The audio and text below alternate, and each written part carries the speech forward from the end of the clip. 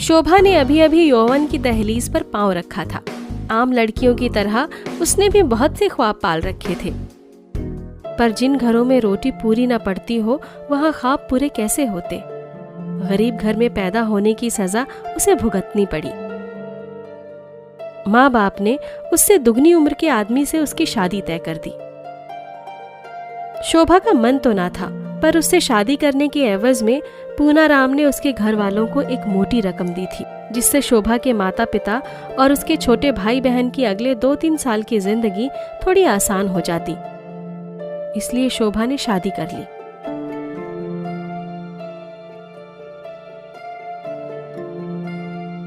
कल कुल देवी के पूजन के लिए गांव जाना है। जल्दी सो जाओ और सुबह जल्दी उठ जाना। इतना कहकर वो सो गया। शोभा इस शादी को लेकर पहले से दुखी तो थी ही, ऊपर से पूनाराम के ऐसे रवैये ने उसे और भी निराश कर दिया।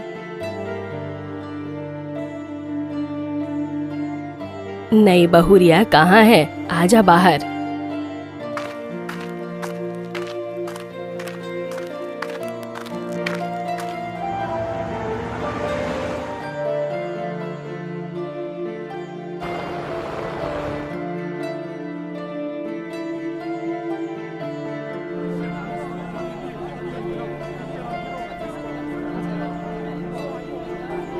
मैडम, पानी।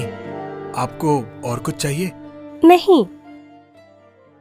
शोभा ने ड्राइवर को ध्यान से देखा। लंबा चौड़ा गोरा ड्राइवर धीरज उसे अच्छा लगा। उस दिन वो लोग वापस आ गए। बहू, तुझे इस घर की देखभाल करने के लिए लाए हैं। हम बहुत बड़े जमींदार लोग हैं। बहुत खेती बाड़ी और गाय भैंस है हमारे यहाँ। उन सब की जिम्मेदारी निभाने में पुनिया अपना ख्याल नहीं रखता, तो तू घर का और पुनिया का ख्याल रखना। जी माँ जी। शोभा घर की जिम्मेदारियों में धीरे धीरे उलझती चली गई और उसके सारे अरमान आंसुओं में बहते गए। उसे थोड़ा सुकून तब मिलता जब वो मंदिर जाती। धीरज उसे रोज मंदिर लाता और ले जाता था। शोभा को धीरे धीरे धीरज पसंद आने लगा था। गाड़ी में पीछे बैठकर वो धीरज को ही देखा करती थी। धीरज भी शोभा की नजरों को समझने लगा था। इसी तरह महीनों बीत गए। अब शोभा मंदिर तो जाती थी, पर भगवान के लिए नहीं, बल्कि धीरज के साथ कुछ वक्त बिताने के लिए। फिर एक दिन, बहू, गांव में बंटवारे का कुछ झंझट हो गया है। मैं और पुनिया जा रहे हैं। हो सकता है हम रात तक लौट आएं, नहीं तो कल सुबह आएंगे। तू अकेले डरना नहीं। कोई दिक्कत हो तो धीरज को बुला लेना। हम धीरज को यहीं छोड़कर जा रहे हैं। जी माँ जी। उस दिन शोभा को लगा जैसे उसकी मुराद पूरी हो गई। घर पर किसी के ना होने का शोभा और धीरज ने भरपूर फायदा उठाया। उसके बाद तो यह आए दिन की बात हो गई। उन्हें जब भी मौका मिलता वो एक दूसरे के साथ हो लेते।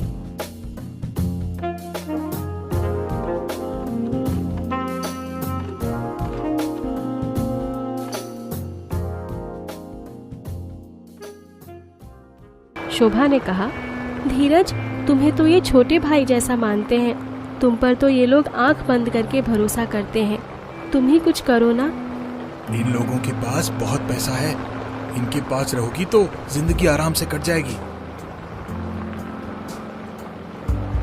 हाँ, वो तो है, लेकिन मुझ अतृप्त को तृप्ति के लिए पैसा नहीं, बल्कि तुम चाहिए। हाँ, तो मैं हूँ ना। मैं कहाँ जा रहा हूँ? ऐसे नहीं, मुझे हमेशा के लिए तुम चाहिए। मुझे उनकी पत्नी बनकर नहीं रहना, तुम्हारी पत्नी बनना है। मैं उन लोगों का भरोसा तोड़ना नहीं चाहता, लेकिन मैं भी तुम्हारे बगैर नहीं रह सकता। धीरज एक दिन व्यापार के सिलसिले में पूनाराम को लेकर पहाड़ी इलाके में गया। वहां सौदा पक्का हो जाने की खुशी में पूनाराम धीरज को लेकर एक ढाबे पर गया। वहां दोनों ने बैठकर खूब खाना खाया। पूनाराम ने शराब मंगवाई। साहब, मुझे ड्राइव करना है, आप पीजिए। हाँ, तू मत पी, तुझे ड्राइव करना है। लेकिन आज इस खुशी के मौके पर मैं तो जरूर पीऊंगा।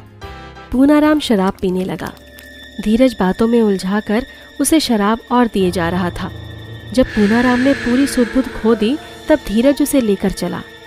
थोड़ी दूर पहाड़ी रास्ते पर जाने के बाद धीरज ने मौका देखकर पूनाराम को कार से उतारकर खाई में धकेल दिया और खुद जोर जोर से चिल्लाकर रोने लगा। साहब, ये क्या हो गया?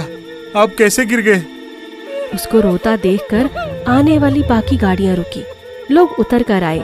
पूछा कि क्या हुआ, कैसे हुआ? साहब ने बहुत शराब पी रखी थी। टॉयलेट करने के लिए उन्होंने गाड़ी रुकवाया था।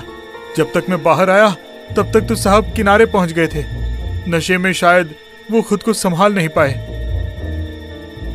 रेस्क्यू टीम ने आकर पूनाराम की बॉडी निकाली। लोगों के बयान लेने और उस जगह का मुआयना करने के बाद पुलिस ने धीरज की बातों पर भरोसा कर लिया। 1 साल बाद पुनिया की जगह मुझे उठा लेते ऊपर वाले। खेती बाड़ी, काम धंधा, गाय भैंस, सबकी जिम्मेदारी बेचारा धीरज न जाने कैसे संभाल रहा है। धीरज ना होता तो पूरा घर बर्बाद हो जाता माँ जी। मुझे अब तेरी फिक्र है, तेरी पूरी जिंदगी पड़ी है। तभी धीरज वहाँ आ जाता है। उसने पैसों से भरी एक पोटली देते हुए कहा, माँ जी, साहब ने जो अंतिम सौदा किया था ये उसका मुनाफा है। जुग जुग जियो बेटा, अब ये सब तेरा ही है। मुझ बुढ़िया को क्यों दे रहा है? मैं कैसे? पुनिया का छोटा भाई तो एक बार विदेश गया तो लौट के नहीं आया। ये सब अब तू ही रख। अगर वो कभी आता है और कुछ मांगता है तो तू दे देना। जी माँ जी। सुन, जैसे तूने काम धंधे को और घर को संभाला है वैसे ही शोभा को भी संभाल ले। तेरे अलावा हमारा इस दुनिया में है ही कौन? जी जी माँ जी। धीरज बाहर निकल गया। उसने हाँ तो कर दिया था, लेकिन उसकी आत्मग्लानि उसे अंदर ही अंदर खाए जा रही थी। अब जब पूनाराम की माँ ने उस पर इतना भरोसा दिखाया तो उसकी आत्मा ने उसे बहुत धिक्कारा। वो वहाँ से सीधा पुलिस स्टेशन गया। उसके पीछे पीछे शोभा भी वहाँ आ गई। पुलिस स्टेशन के बाहर, तुम पागल हो क्या? क्यों सबकी धरे पर पानी फेर रहे हो? पागल तो मैं हो गया था तुम्हारे साथ रह के। भगवान समान अपने साहब को मैंने मार दिया। तुम्हें पता है, मैं तब से एक बार भी चैन की नींद नहीं सोया हूँ। पल पल मर रहा हूँ मैं। मुझे इस आत्मग्लानि से मुक्ति चाहिए। इतना कहकर वो अंदर गया और सारी सच्चाई बताकर उसने खुद को सरेंडर कर दिया। उसे पता था कि अब उसे शोभा और दौलत शोहरत तो नहीं मिलेगी, पर ऐसा करने से उसके मन को शांति जरूर मिल गई थी।